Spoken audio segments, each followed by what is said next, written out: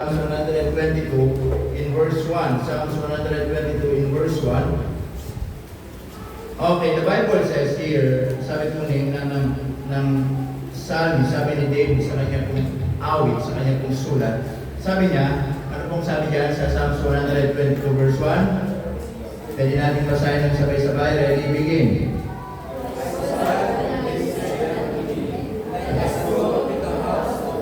Amen. Let's read it together. Parang hindi naman tayo glad kasi.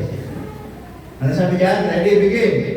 I was glad when they said unto me, let us go into the house of the Lord. Amen. Tayo mag-pray. Panginoon, salamat po ng marami ngayong umaga, and we thank you, Lord, for this opportunity that you have given to us, and we thank you, Lord, for this day that we can study your precious word once again. We pray, Lord, that you will help us and give us understanding so that we can learn something from your word, Panginoon, upang sa pag-uwi namin, meron kami mga paalala sa buhay namin, especially if we are really Christian, ito po ay kailangan po namin. Salamat po, Panginoon, kung sa inyo muli ang aming mga puso, sa pangalan ni Jesus. Amen. Amen. Amen. Proceed. Amen.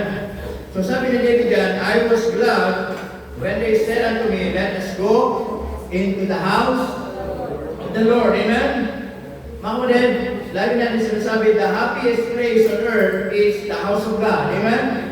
And sabi ng Bible diyan ni David, I was glad when they said unto me. Tama? Let us go into the house of the Lord. Amen? And what a great reminder to each every one of us that when, mga kapatid, if there are some people in your life inviting you and encouraging you go to church, you must be happy. Amen? Hindi ka ba nagpapasalamat? Meron mga tao sa iyo, gusto ka pumunta sa church? Amen, mga kapatid? Hindi ba tayo nagpapasalamat na meron mga taong ang gusto sa buhay natin ay makapagpasalamat tayo sa Panginoon? Amen, mga kapatid? Pero minsan, pag meron mga tao gusto, wala tayo sa church, parang doon pa tayo masaya. Tama? Amen po ba, mga kapatid? Pag meron mga tao gusto tayong yayain sa mga ibang bagay, parang doon pa tayo excited, doon pa tayo masaya. Amen? Pag meron mga tao gusto tayong magpasalamat sa Panginoon, pumunta sa church, parang ayaw natin. Parang nagdadalawang isip pa tayo. Amen, mga kapatid? Pero sabi ng Bible, mga kapatid, if there are friends in your life, meron kayong mga kaibigan sa buhay ninyo na lagi nagre-remind sa inyo, lagi nagpapaalala sa inyo that Sunday is the Lord's Day, masaya kayo dapat, mga kapatid. Kasi tama yung mga tao na yun. Hindi kayo niyayaya sa mali. Hindi kayo niyayaya sa maling bagay. Amen po ba, mga kapatid? Hindi kayo niyayaya sa maling lugar. Niyayaya kayo sa tamang lugar. And the Bible tells, sabi ni David, masaya ako kapag sinabi nila sa akin, pumunta tayo sa bahay-sambahan ng Panginoon. Amen po ba, mga kapatid? And sabi niya, I was glad when they said unto me, let us go into the house of the Lord. Amen? Kaya minsan, pag mayroong nagaya sa atin, kung na tayo magdalawang isip, maging masaya tayo. Hindi lahat ng tao yayayain ka sa church. Tama po ba? Hindi lahat ng tao yayayain ka sa tamang lugar. Hindi lahat ng tao yayayain ka sa tamang gawain. Amen po ba, mga kapatid? If there are friends na concerned sa iyo, you must be happy. Amen? Meron mga taong nagmamalasakit sa iyo. Amen, mga kapatid? Now, we will, mga kapatid, pag-aaralan natin yung umaga is about guidance for right attendance. Ano yung mga guidance natin? Sabihin ito yung magiging gabay natin. Tama? Sa loob ng iglesia. Tama po ba, mga kapatid? Then, parang sa trabaho. Tama? Parang sa trabaho. Alam niyo sa trabaho, iba't iba yung uri ng mga trabaho. Alam niyo po ba yun, mga kapatid? Amen? Merong mga iba't ibang uri ng katrabaho. Hindi po trabaho. Iba't ibang uri ng katrabaho. Tama? Meron mga katrabaho na parang si Jollibee. Pabida-bida sa trabaho. Di ba? Pabida-bida ba? Yung bang wala nang alam pero pabida-bida. Tama? Ayan, ito muna yan. Sa Brother Hermes. Di ba? May mga tauhan yan. Siguro kilala nyo na yung mga tauhan mo, di ba? O, mga trabador na wala nang alam, pero pag nakilang, alam mo, alam na alam. Yung bang wala din naman alam ang ginagawa, pero pag nagsalita, alam na alam ang ginagawa niya. Di ba? Mga taong kabida-bida. Meron naman mga uri ng trabaho daw, mga orokan, mga plastic. Yung pagharap mo ay ang ayot, yes sir. Yes sir. Pero pag nakatalikod, sulit na nga talaga. Di ba? Talagang yung boss ko na yan, lakas kumain. Meron mga ano daw, meron naman mga ibang mga uri daw ng katrabaho, ang tawag sa mga poso negro. Ay, poso negro, septic tank. Mahilig sumipsip. Yung sipsip para lang may promote. Diba? Yung sipsip ng sipsip para ang tawag dito is lagi maganda yung reputasyon sa post niya. Diba? May mga ganun eh. May mga ganun na brand sa tao mo. Okay. Meron mo ano. Diba? Mayroon magtrabaho ngayon, di ba? Ano daw yung pinagkaiba ng nagtatrabaho sa gobyerno? Tsaka yung tawag dito, yung tupad, tsaka akap. Kasi mamiyembro ng akap. Tsaka miyembro ng tupad. Yung nagtatrabaho sa gobyerno, nagtatrabaho ng 8 oras. May overtime pa yun, pagod na pagod. Tapos susuyo ng kinsenas, katapusan, pero talagang bubuo niya yung trabaho. Tama? Yung tupad naman, ito yung pawalis-walis lang. Pero kailangan, sit-sit ka dun sa naglilista. Kailangan, kilala mo yun para mapalista ka. Diba? Pag nalista ka na, pasok ka na. Wala nang requirement. Basta sa gobyerno, dami requirement. Sa tupad, walang requirement. Diba? May tupad. Tulong, panganap buhay, and displaced yata, worker yata, parang ganun yung tupad. Diba? Isa requirement. Pag kilala mo yung tagalista, suminsip ka doon, magpalista ka. Pag nalista ka na, pasok ka na.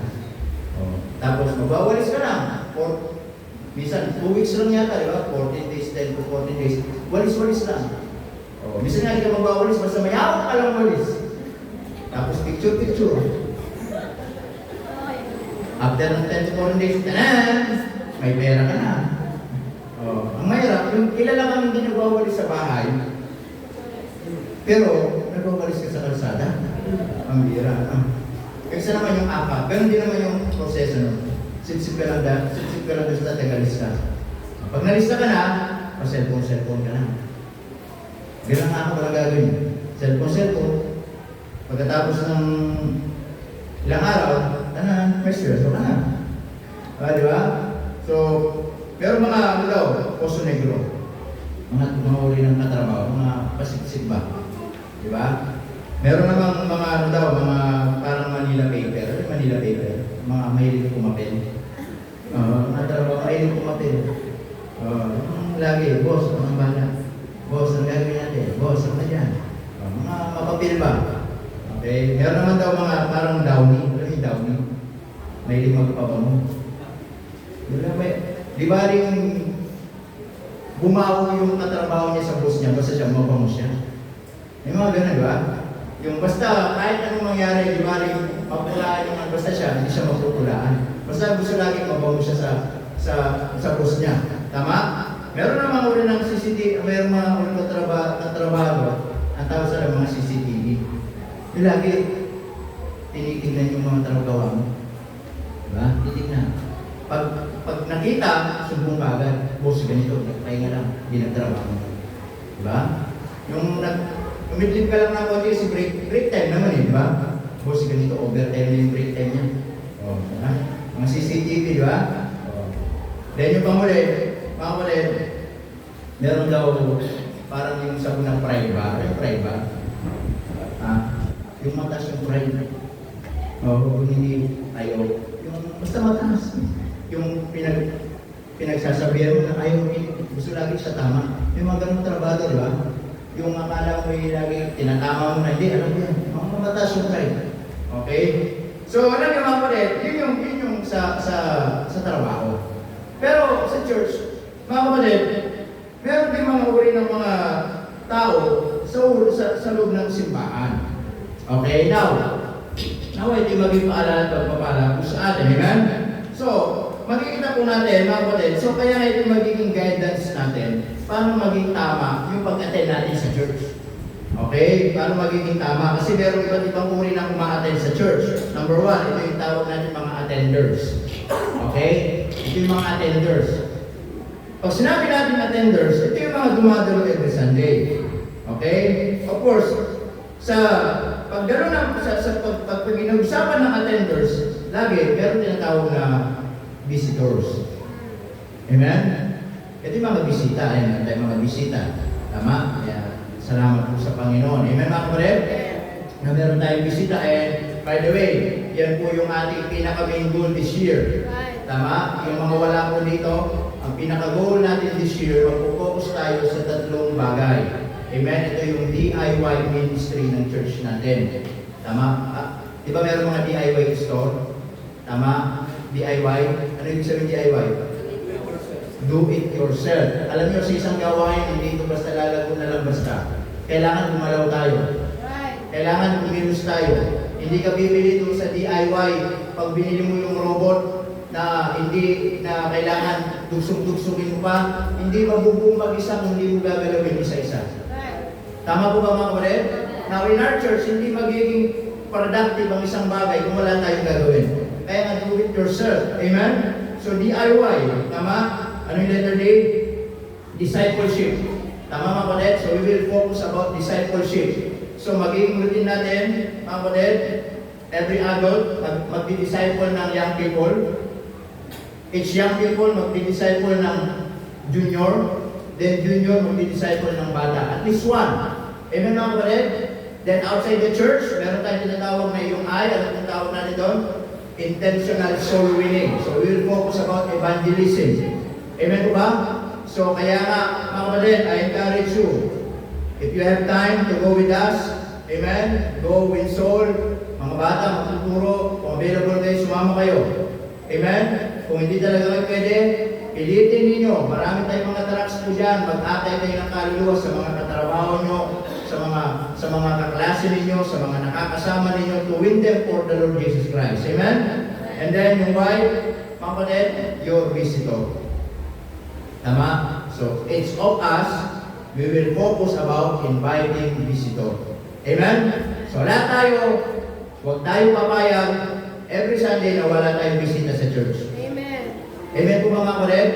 Kailangan lahat tayo, pilitin natin once a week. Mag-call tayo, may kaibigan ka. Imposibleng wala kang kaibigan. Imposibleng wala kang best friend. Imposibleng wala kang nakakaklase mo na nakakakwentuhan. Invite mo sila sa church. Amen mga kapatid? Amen. Tama po ba? So, invitahan natin sila sa church. So, yung magiging goal natin this year. So that, makita natin, before this year end, ano yung magiging product sa church po natin. Tama po ba? Wala mangyayari sa church natin kung wala tayo gagawin. And I'm always telling this, I cannot do it by myself. I cannot do it kami lang ng pamilya ko. Ang ministry ito, ministry lahat natin ito sa Panginoon. Amen. Amen po ba mga kapatid?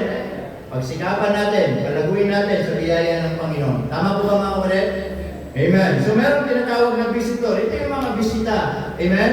And of course, mga kapatid, pag meron tayong mga bisita sa church, kami po kayo masaya na meron tayong bisita sa church.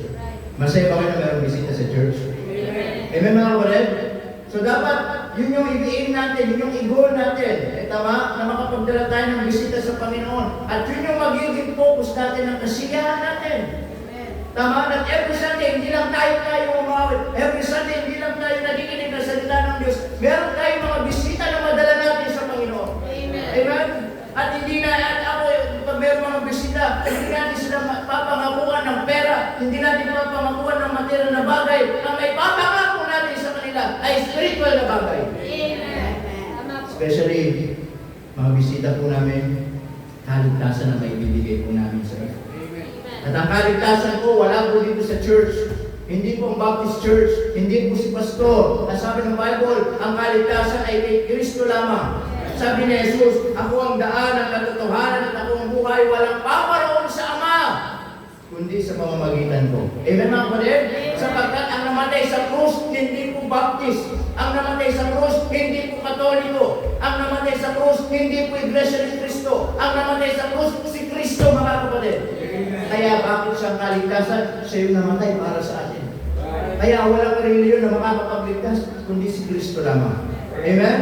At yun yung may papangako ko na may gagaranti ko mga kapatid that every time we have our visitors, is makilala nila ang Panginoon sa buhay nila bilang Panginoon sa sariling katapagligtas. So that after this life, merong buhay doon sa langit na pangwalang hanggan. Amen? Yung kaligtasan po ang pinakamahalaga. Hindi po yung buhay dito sa lupa, kundi yung kaligtasan, yung buhay sa piling po ng ating pong Panginoon. Amen? Now, behind, below the attenders, meron pong visitors. Then, secondly, meron tayong tinatawag na, ano po dyan? Ang sabi dyan? Nandiyan na ba? Nandiyan pa na tayo? Okay? Anong pangalawa? Ha? Ano? Ha? Hindi. Attenders tayo, meron visitors. Ano letter B? Latecomers. Ha? Normal na yun sa church. Tama mga kapatid? Sabi ng Brother Darwin, kami na naman yun. Testimony si Brother Darwin, di ba? Sabi niya, pag sinabi ni Pastor, late na naman, kami na naman yun. Dahil siya sabi, hindi po ako yun. Kung tingin nyo kayo yun, abay, praise the Lord, salita ng Panginoon yun. Amen? Pero normal na yan, hindi nawawala yan, amen? Especially, mga kapatid, ito yung mga attenders sa church, meron mga bisita, and then meron tayong tinatawag na mga latecomers. Ito yung laging late. Bakit? Bakit late? Bakit kaya late? Tanong mo, bakit late? Bakit? Kasi nakasanayan. Bakit sa trabaho, nalilate ba kayo? Bakit sa school, nalilate ba kayo? Bakit sa church, nalilate kayo? Hindi traffic eh. Bakit sa school traffic, di kayo nalilate? Bakit sa trabaho, traffic, pero di kayo nalilate? Bakit? Kasi minsan, nakasanayan natin. Amen po mga kapatid? Kaya sana mga kapatid, bilang umaaten sa church na ito, especially, mga miyembro tayo ng church, alisin natin yung kaugalian natin that every Sunday, yung bang nasanay tayo, okay lang? Okay lang, kahit mali, okay lang.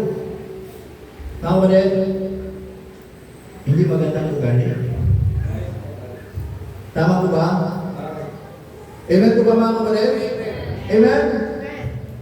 Gumising tayo ng maaga, amen? Tama po ba? Oo. Isa yung mga pagsabado, natulog dito yung may mga natutulog dito. Pag maaga na gumising si Mrs., ginigising na yung mga yan. Mga ano, binigay na tok-tok pa yan. O, nung Friday na, anong oras ang minakaw? Pag Bible study, alas 10 pasado.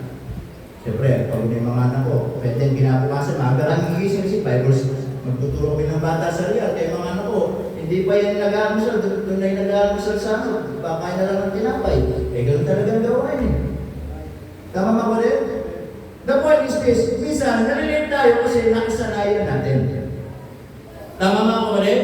O, tingin nyo, di ba, 9 o'clock kanina, yung iba wala pang 9 o'clock, nandito na. O, di ba? Pero sa Sunday, 9:30 tingin nyo, malilate pa rin yung iba. Pag pinaaga, nakakaaga. Pag, naintindihan nyo mga kapatid?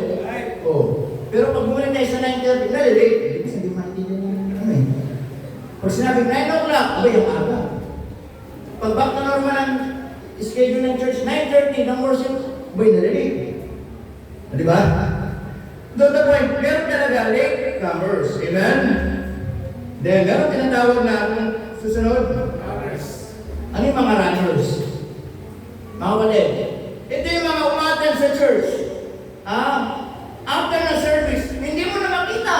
Akala mo lagi emergency. Akala mo lagi nagmamadali. Kapatid, church ko ito. Minsan lang tayo makita-kita sa isang linggo. Spend time 3 to 5 minutes. Kamay ng bawat isa. Mag-fellowship sa bawat isa. Magpumustahan sa bawat isa. Amen mga kapatid? Hindi yung pupunta tayo sa church, attend tayo, after ng service, okay, wala ka na, hindi ka na makausap, hindi ka na makita. Tama po ba mga kapatid? Eh, minsan nga, pag sa trabaho, di ba? Kahit okay lang late ka na umuwi, makakwentuhan mo rin mga kaibigan mo. Sa school nga, okay lang kahit late ka na umuwi, makausap mo pa yung mga kaklase mo. Pero sa church, after ng service, gusto mo umuwi ka na kaagad, nagmamalaki emergency. Mga kapatid, bilang miyembro ng church, sanayin natin, mga kapatid, kaya minsan, kung bakit minsan kailangan mahalaga din yung maaga tayo sa church bago yung time, para may time pa tayo magpumustahan, bago tayo kumagay, magchismisan, okay lang. Oo, at least, nakakakwentuhan mo eh. Tama? Amen po ba? Ang mahirap, late naman kapatid, nauna pa umuwi. Kapatid, kwentuhan. Spend time. 2 to 5 minutes. Kapatid, kumusta? Kapatid, kumusta ka? Kapatid, kumusta? Amen ba kapatid? Eh, nawawala yung fellowship. Nawawala yung kumusta bilang miyembro, bilang magkakapatid sa Panginoon. Hindi tayo aalis mga kapatid. Hindi naman tayo iba sa bawat isa. Amen? Bakit may mga sakit pa para umuwi na tayo kaagad? May mga sakit pa kaya nagmamadali? Amen po ba mga kapatid? Amen? Kaya po mga kapatid, ito yung mga runners. Pag sinabi natin, kasi ako pag sinabing runners, parang nasa Binyan Mother Church po ako. Pag sinabing runners, pag may pinabili, bili ka ka. Takbo ka ka. Pabili. Kaya pangit talaga pag ano. Okay? Kaya, mga kapatid, sikapin natin, amen? Hindi naman siguro tayo nagmamadali, amen mga kapatid?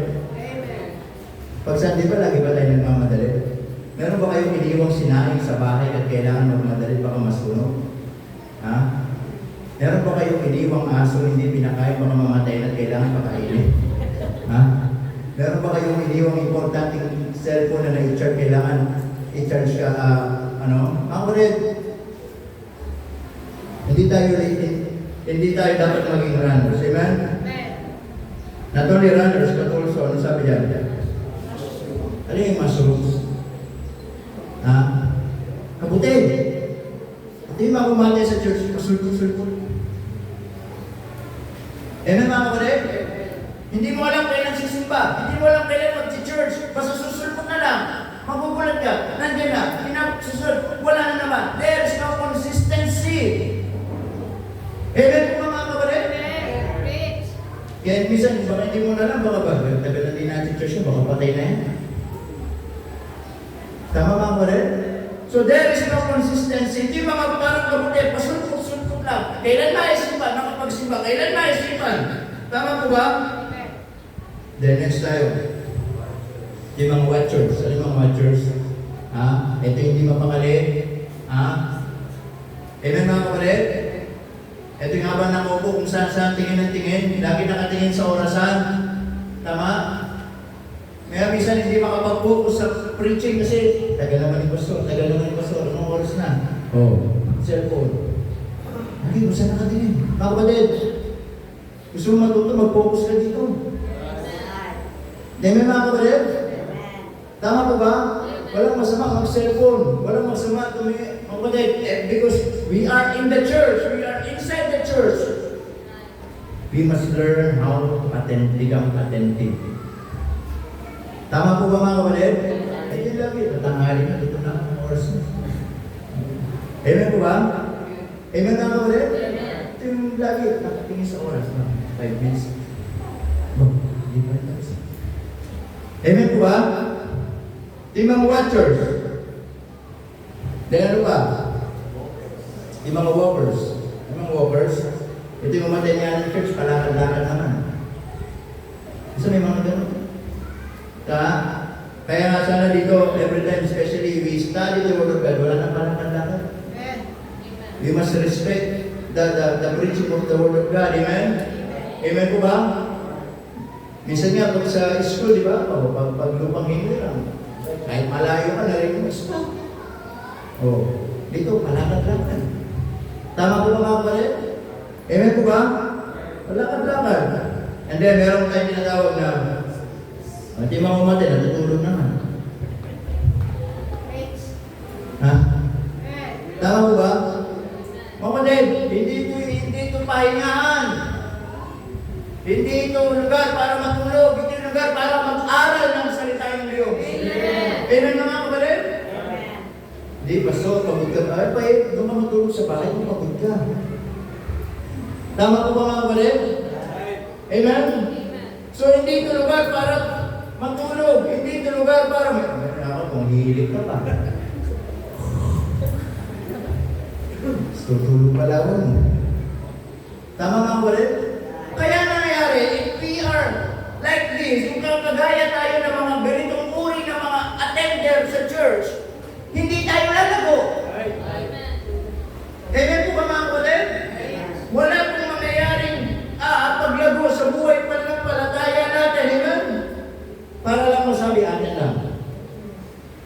Sunod, wala na. Atin. Walang kuya yung mga atin, walang natutunan.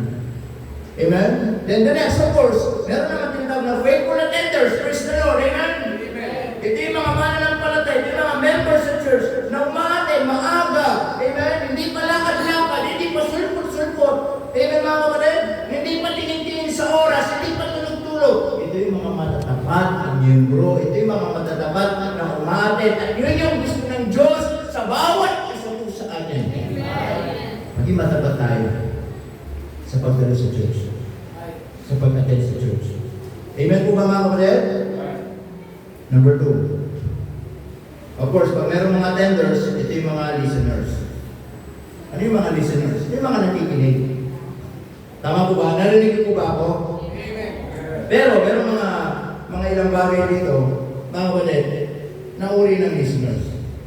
Ito yung mga umaattend sa church, nakikinig, but physically present, mentally absent. Amen po ba? Ito nga yung nakaupo ka dyan, nagpipreach si pastor, nagpipreach ng word of God. Ang layo naman ang iniisip mo. Amen po ba mga kapatid? Kaya po kapag ganun yung kaisipan natin, mga kapatid, hindi tayo matututo. Yung bang nandiyan ka nga, nakabihis ka nga pag Sunday, nakadress ka nga, nakapolo ka nga, nakaupo ka nga dyan, kasama ka nga namin, kasama ka sa bilang, kasama ka pero inisip mo, hindi namin kasama. Ito yung mga nagiginig pero wala sa sarili. Tama? Yung nandito yung katawan, sabi nga lang yung kaluluwa mo nandito. Ano? Iniisip, kakainin mamaya, yung gagawin mamaya, yung lalaban mamaya. Mga kapatid, hindi naman mawawala yung laban mo. Amen? Tama po ba mga kapatid? Huwag mong isipin yung sinain mo. Paano mo isipin? Wala ka nga bigas, isipin mo yung sinain mo. Tama? Huwag mong isipin yung mawawala yung pera. Wala ka nga pera, mawawala. The point is, minsan, ito yung mga kasama dito, pero isip, lutang. Tama? Yung wala dito, nandun sa bahay. Kahit nasa church, yung isip nasa trabaho. Kahit nasa church, yung isip nasa gagawin sa school. Mga kapatid, sana pag nandito tayo sa church, yung isip natin nasa church din. Tama po ba mga kapatid? So that we can focus what we study. Makapag-focus tayo ang pinag-aaralan natin. Amen po ba mga kapatid? Di ba rin na lang sana kung maging... Pero pag nasa school ka, nasa yung isip mo, nasa church pa. Hindi ba pag nasa school ka, nasa school din? Pag nasa trabaho ka, nasa church ba yung isip mo? Hindi. Pag nasa trabaho ka, nasa trabaho ka rin yung focus mo eh. Sana, sa church, ganun din. Amen? Now, hindi na yung physically present, mentally absent, but also, ito yung mga physically present, but,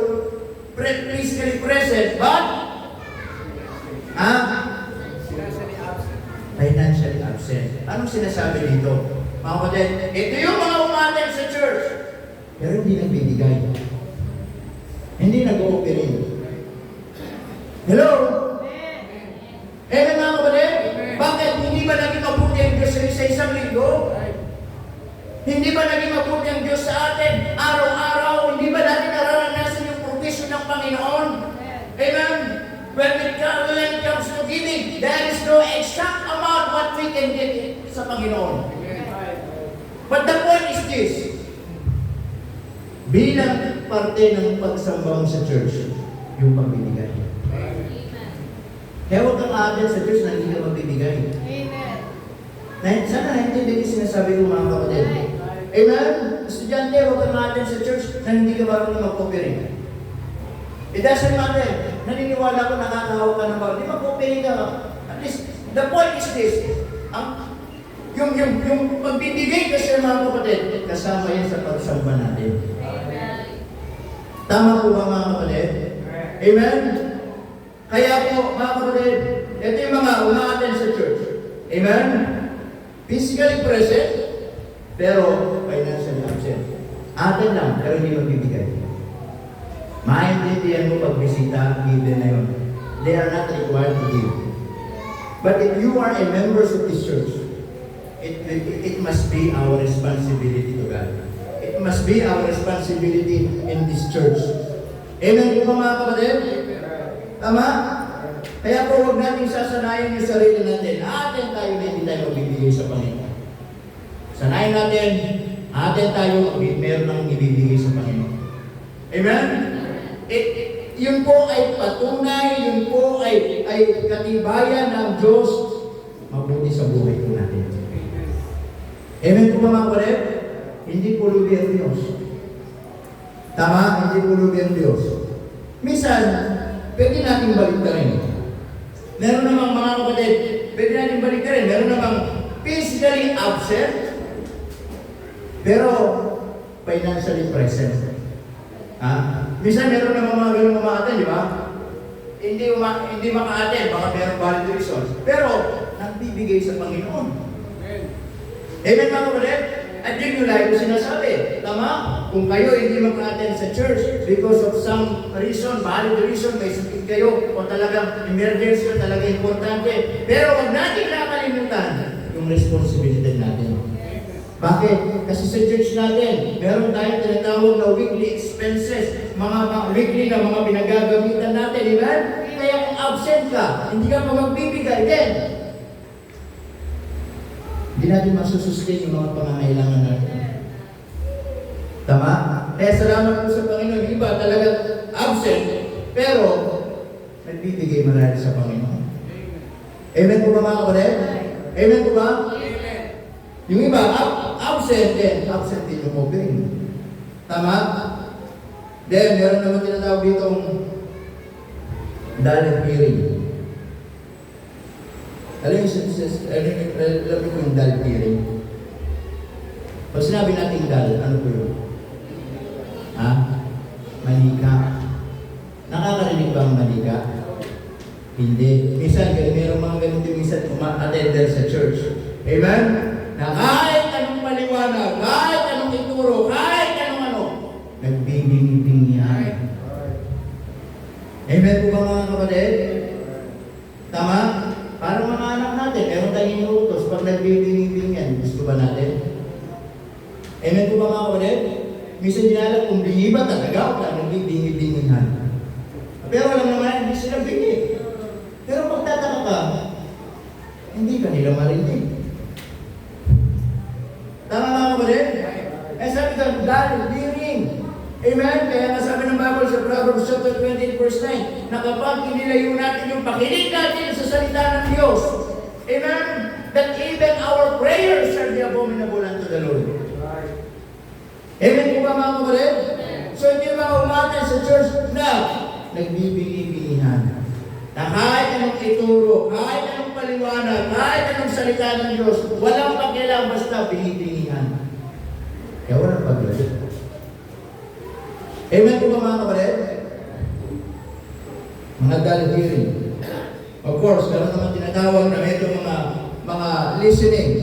And praise the Lord. Listening and growing. Amen? Kung meron mga nagbibingi-bingi yan, meron naman talagang mga nakikinig ng Word of God, mga nakikinig ng mabuti, at yung napapakinggan nila, ina-apply nila, at dahil ina-apply nila, lumalagog sila. Kaya sabi ng Bible, in James chapter 1 verse 21, di ba? Huwag lang tayong manatiling tagapakinig, nagaganap din naman tayo nakikinig lamang at hindi nagagalak, ginagaya natin ang sarili natin. Amen po ba mga kapatid?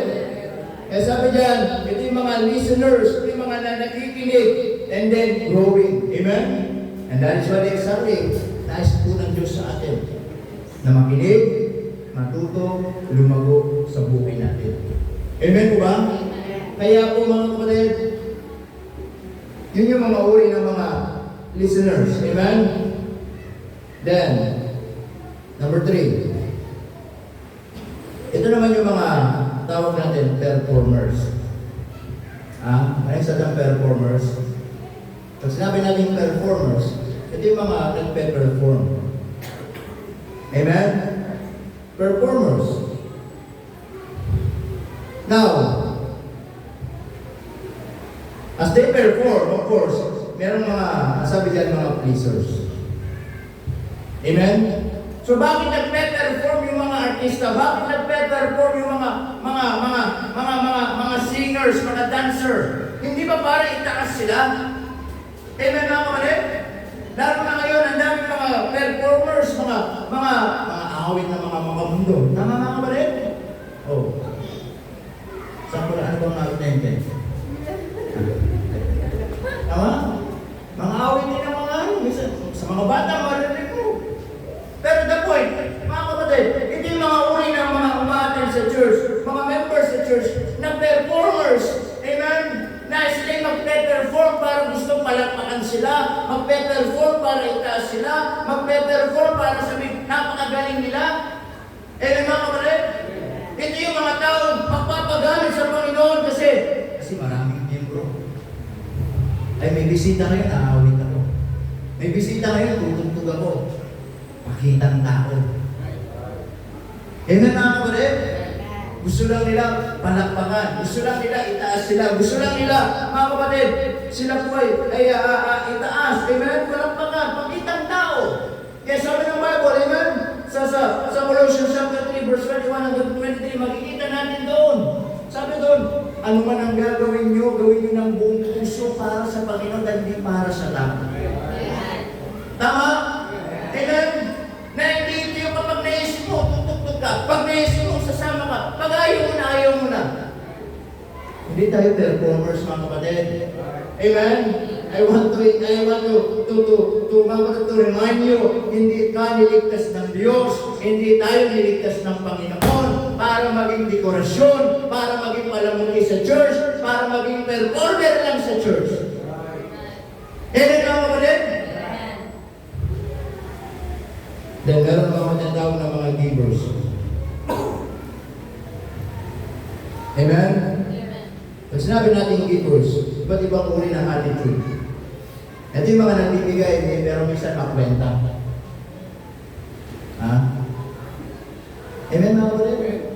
Abay si Pastor, ibibigay ko lang, may project na naman. Abay, kabibigay lang namin, meron na naman commitment. Amen mga kapatid?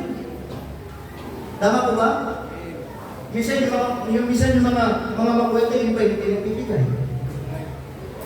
Hello? Tama po, yung minsan nagbibigay pero binibilang yung binibigay. Ay, parang sobrang nagbibigay ko sa Diyos ha.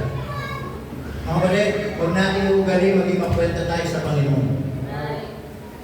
Amen? Hindi ka ba nagpapasalamat yung pinagamit ng Panginoon na mayroong binibigay? Huwag kang magreklamo mga kapatid na malaki yung tithes mo. Sige. Bakit malaki ang tithes mo? Bakit? Bakit malaki yung tithes mo? Bakit? Kasi malaki yung income. Nagre-reklamo ng malaki ang tithes, ipag-pray ko, lumit ang income mo. Pag lumit ang income mo, delete yung tithes mo. Naintindihan niyo mga kapatid?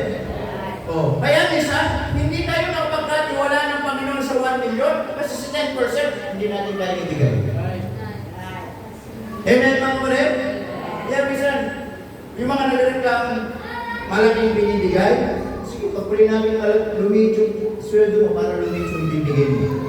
Gusto mo bang gano'n? Bay, magpasalamat ka nga kung malaki na ibibigay mo. Ibig sabihin, malaki yung pumapasok. Amen po mga kapatid? So, ito yung mga givers sa church, amen? Ito yung mga givers, mga kapatid, iba't ibang uri ng givers. Meron mga nagbibigay, ang gusto lagi i-appreciate. Ako, kilala niyo ako, hindi ako mahilig mag-appreciate, mga kapatid, ng tao. Amen? Tama mga, ako hindi ako mahilig mag-appreciate, hindi kami showy, lalo na sa social media. Kahit galing yung Facebook namin, even my family, hindi kami showy. Kasi mas gusto namin yung private. Gusto namin yung privacy kami. Kami gano'n naman.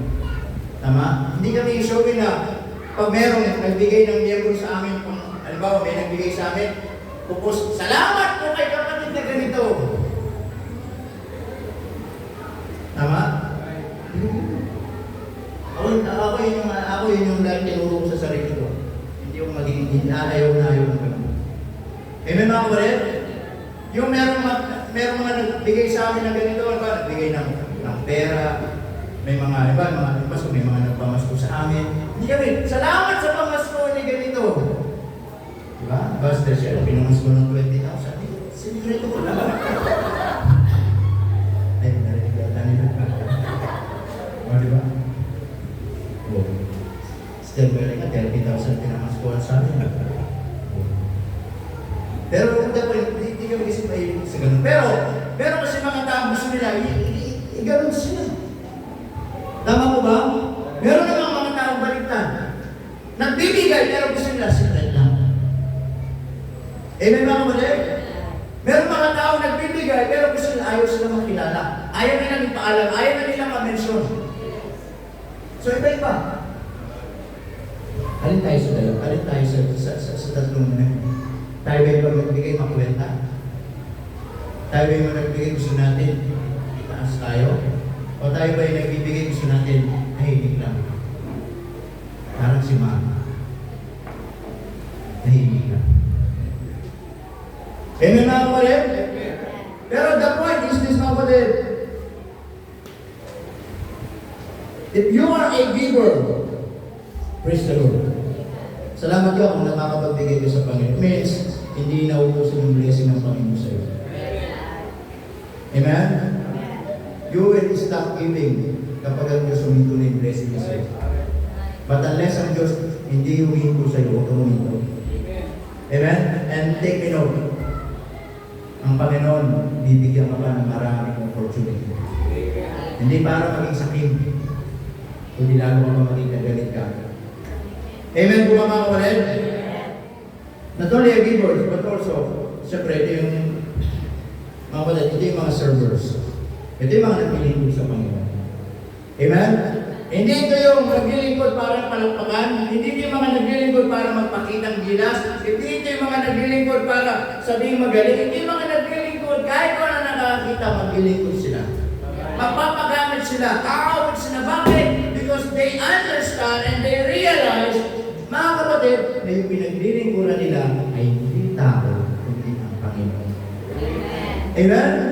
Because one day, sa pagharap nila sa Diyos, naiintindihan nila na hindi ang tao ang magbibigay ng reward sa kanila, kundi ang Panginoon. Amen po mga kapatid? Sana bilang umaten sa church at members nito, maging servers tayo. Maglingkod kahit walang pakalit. Kasi yung ikaw, binago ka lang ng Panginoon, and ang ngayon na maging motivation mo, magpadamit sa Panginoon.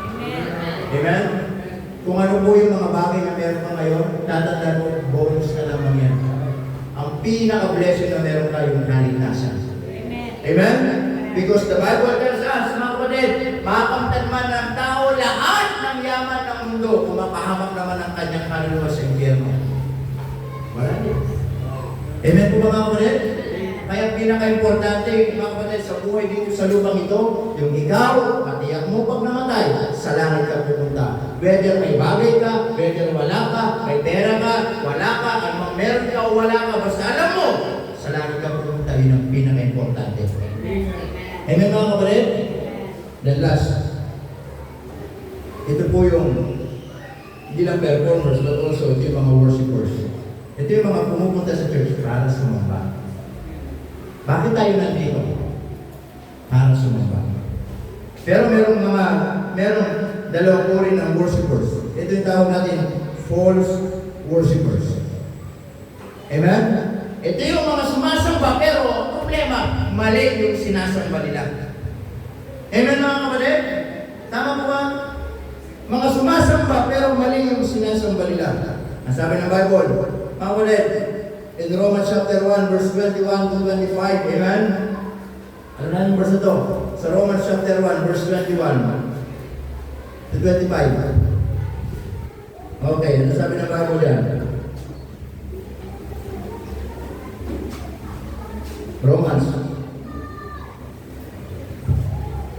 chapter 1. Okay. Ang sabi ng Bible yan sa Romans chapter 1, verse 21 hanggang 25. Okay? Ang sabi po dyan, verse 25 na lamang, ang sabi, who changed the truth of God into a lie. Binago nila yung katotohanan sa kasinungalingan. Ano sabi? And worship and serve the Creator more than the... Oh, naintindihan natin? Amen? Mas sinamba nila yung nilikha kaysa sa manlilikha. Mas sinamba nila, mga kapatid, yung mga tao kaysa sa lumikha sa tao. Amen po ba mga kapatid? Ito yung mga false worshipers, ito yung mga self-centered, lagi sinasamba sarili nila, sinasamba pera nila, sinasamba mga material na bagay na meron sa kanila. At hindi yung Panginoon. Amen po ba mga kapatid? Pero meron naman tinatawag na true worshipers. Amen? Ito yung mga Christ-centered. Tama? Di ba sa John chapter 4, yung story ng Samaritan na woman nang nakilala niya ang Panginoon? Amen mga kapatid? Eh, sabi ng Bible sa John chapter 4, verse 24, ano sabi ng Panginoon dyan? Sa verse 24, ano sabi? God is a spirit, and they that worship Him must worship Him in spirit and in truth. Yung mga sumasamba sa Diyos, sumamba sa Espiritu at katotohanan. Amen? Now, bakit tayo nandito sa church? Bakit tayo ma-attend sa church? Ha? Bakit tayo ma-attend sa church every Sunday? Of course, given na yun, kasi sabi ng Panginoon, huwag pabayaan ang araw ng pagkakatipon. Ang sabi ni David, I was glad when they said that to me, let us go into the house of the Lord. But given na yun, do you know what's the best reason? Amen? So simple, to worship God. Amen? Nandito ka para sambahin ang Diyos. Nandito ka para itaas ang Panginoon. Nandito ka para ang Panginoon ay maghari sa buhay natin. Amen po ba mga kapatid? Yes, hindi tayo nandito for the sake na, hindi Sunday kailangan ng mag-church. Hindi Sunday kailangan ng mawal. Hindi Sunday. Mga kapatid, nandito tayo para sambahin natin ang Panginoon. Amen po ba mga kapatid? Kaya lahat ng ginagawa natin, make sure nasasamba natin ang Panginoon. You can sing, pero pwede mong hindi sambahin ang Panginoon. Tama? Ang tawag natin, performer. Tama?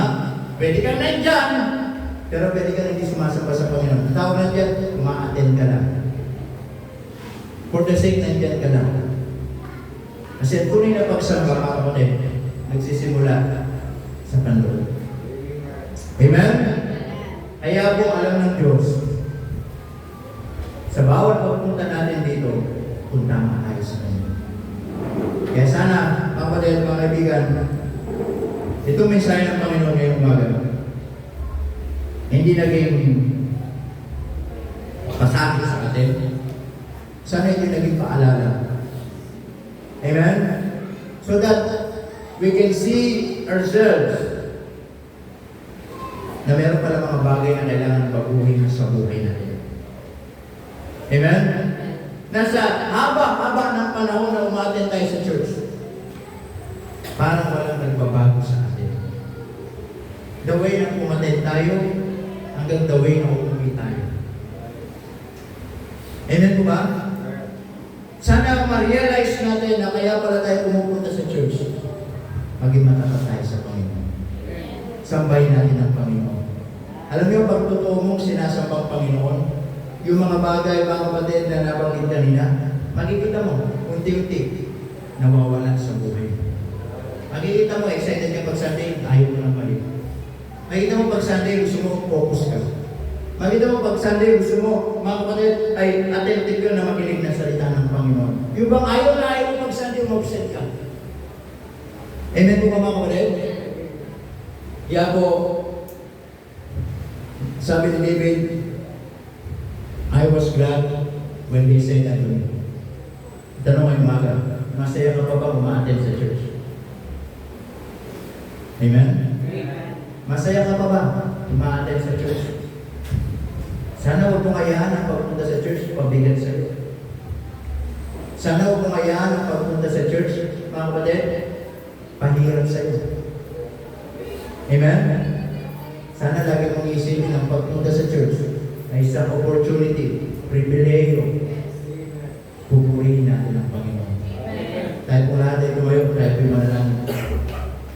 Let's pray. Nagilang Diyos, maraming salamat po muli sa umagang ito. Salamat po muli sa paalala naman sa amin. And we thank you, Lord, for the message that you shared to us. Panginoon, nawang mensahe ninyo ito'y naging paalala sa lahat ng bawat isa po sa amin. Patawarin niyo po kami sa mga bagay na maraming nagagawa po namin. Pero Panginoon, tulungan niyo po kami magsimula muli na sumamba sa inyo na may katapatan. Marahil this morning, abang ating mamulog na ito, mga na ito. Marahil na salita ng Diyos ay naging pagpapala po sa atin. Lumikam. Manalangin tayo sa Panginoon. At muli natin ipanalangin sa Panginoon, especially yung katapatan natin. Sabi ni David, I was glad. Hindi ka ba nagpapasalamat na kapag mayroong kaibigan, pinukumusta ka patungkol sa iyong spiritual na buhay? Alam niyo, bihira lang yung mga taong gano'n. Bihira lang ang mga taong makatagpo ka na mayroong concern patungkol sa spiritual na buhay mo. Marami mga taong concern sa iyo sa material na bagay. Marami mga taong malayang concern sa iyo sa pera. Concern kung ano yung mapapakinabangan nila. Pero bihira kung makahanap na mga tao ay concern patungkol sa spiritual na buhay mo. That's why, kung meron mga tao na nagmamalasakit sa iyo, pagpasalamat. Now, na nandito tayo ngayon, humingi tayo ng tawad sa Panginoon sa mga pagkukulang natin, sa pagdalo natin sa church, na lagi na lang tayo mali, hindi makapag-focus, lagi nagmamadali. Kaya minsan, nagiging routine na lamang natin, aaten, uuwi. Aaten, uuwi. Kaya minsan, makikita mo, para bang ang tagal-tagal mo na nag-church, wala pa rin nagbabago. Alam niyo, walang problema sa church. Walang problema sa preaching. Minsan ang problema, yung character natin.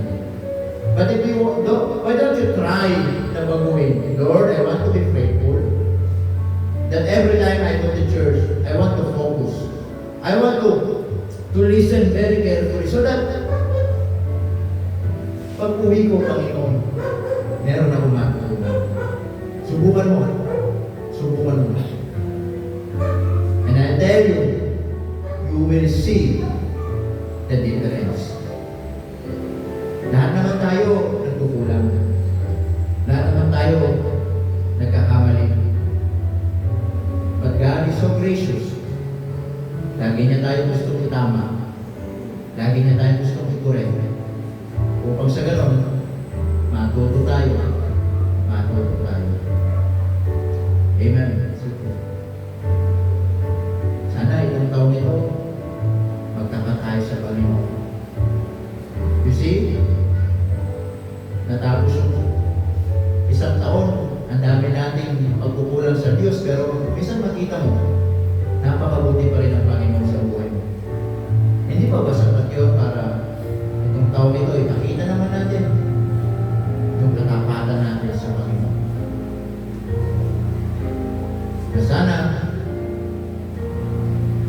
time we attend, every time we go to church, talagang sinasamba natin ang Panginoon. Na pinapakita natin ang ating mga buhay, na makasalanan, na kung wala ang Panginoon sa buhay natin, wala tayong magagawa.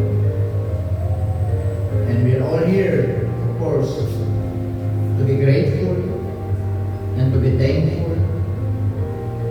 for all the blessings of God na binibigay niya araw-araw sa buhay natin. And salamat sa Panginoon,